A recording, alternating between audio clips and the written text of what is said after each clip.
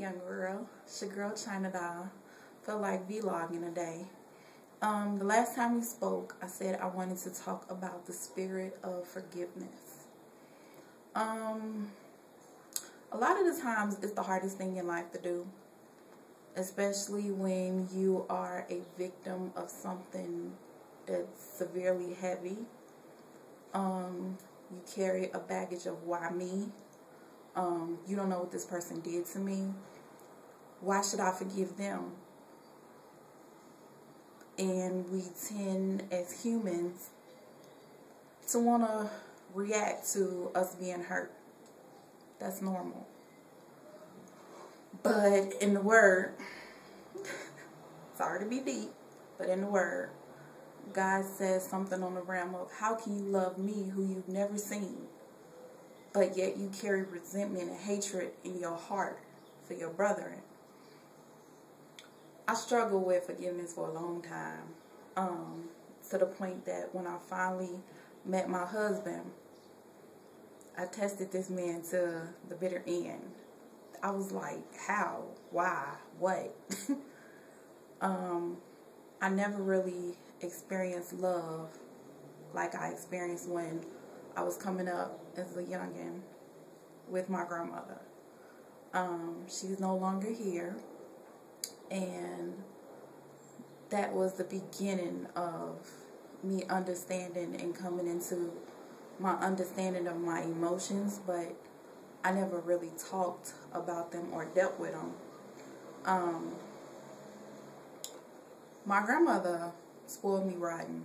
Anybody who knows me knows that to this day, thanks to my spouse, I'm spoiled. I get my way.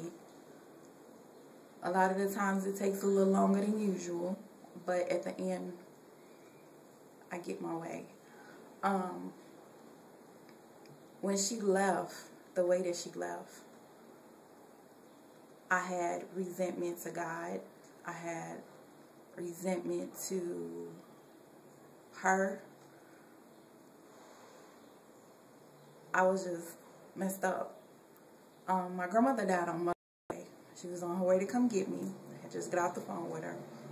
And 15 minutes later, my mom received a phone call saying that she had a heart attack on her way coming to get me. Because of the bond that my grandmother and I had, I already knew. I already knew. And so, by the time I came into grips with the fact that she was gone, I was messed up. I had unresolved issues with my dad. Never forgave him. And then I started going to church. And Tyler Perry, all his plays, was speaking on forgiveness. And I was like,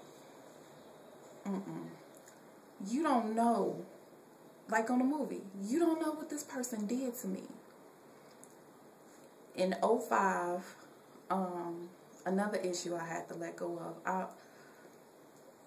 In 2004, God had shared with me in church. I had just got back with my husband. We had just moved in together, and I was going through the series where I wanted a child. Same grandmother sat out at her grave, cried, told her, look, how can I be a woman if I don't have no kids? I made a mistake. I know I messed up. But I asked God to forgive me, and He didn't. Or at least I don't feel He did, because if He did, then why am I still going through or feeling like I'm barren? And 2005, I never forget. I was in church, and the minister that is my pastor was ministering about this Joseph series. And when he was ministering about this Joseph series, God spoke to me and told me, you're going to have a boy. And I was like, God, I swear, if you're so serious about me being able to bear this child and have this little boy, I'm going to name him Joseph. because I'm about to get myself together like never before, and I'm serious about this.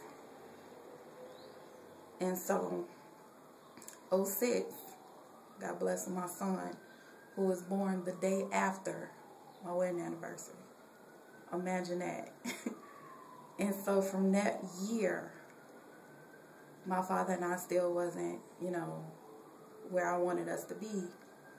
And Apostle was teaching on forgiveness. And he was like, you need to go to that person, if God puts it on your heart, and talk to them and tell them that you forget them. Make amends with them. And I did. And I was so serious with it. I went to my dad's house. I opened my mouth. And I'm like, God, please let the words that come out of my mouth not hurt him, but open his eyes to understand where I've been coming from all these years. I did. And can I just share with you that that was one of the greatest things I have ever done in my life. The weight has been lifted, and my marriage has taken a shift like never before. Am I saying that everything is hunky-dory in my marriage? No. But it's better than it's ever been, because now I don't carry that baggage of men ain't this, men ain't that, I can't get too close, or I can't give too much, because at the end of the day, they gonna leave me. This person don't really want me. This is why none of my relationships ever work. It wasn't that the relationships that I was in and gave my all in didn't work simply just because of me. Those people, they're good people. It's just that God had blessed and ordained me to be with a certain type of person. And that certain type of person is my spouse. My spouse gives me that agape love that my grandmother gave me when I was little. I didn't understand it. And like I said, I've tried this man beyond recognition. I can't even list all the stuff that I put this man through, but he's still right there. Whether I have on my good hair or my makeup, he thinks I'm beautiful. When I have on my scarf and I'm walking around in my pajamas, he thinks I'm beautiful. I don't have to think or wonder if he's thinking about me, because it's the way that he looks at me. So I shared that story with you to tell you, you have to first seek God, and if it's necessary to go to that person, because you can forget them and not talk to them. They can be deceased and you can forgive them. I'm talking to that sister that's been raped. I have too. I forgive them. That father that wasn't there at that point in your life, that happened to me too. I forgive them. That mother that was going through a lot at the time of being a single mother but did her best, I was there too. I forgive her. Them kids that ain't acting right all the time. I came into a relationship with my husband having 4. Been there with all of them. I love them unconditionally. The things that we went through together, I forgive them. The things that when I tried their fathers or tested him to see how serious he was about me, they forgive me. My exes that did me wrong, I forgive them. The times that I wanted to give up on myself, knowing that God was still waiting on me in my marriage, I forgave myself. And when I did that, I opened up a door of favor. There is nothing, like I shared with you before, there's nothing that you can tell me that you've been through that I can't relate to. Seen it all, done it all, and I'm still smiling.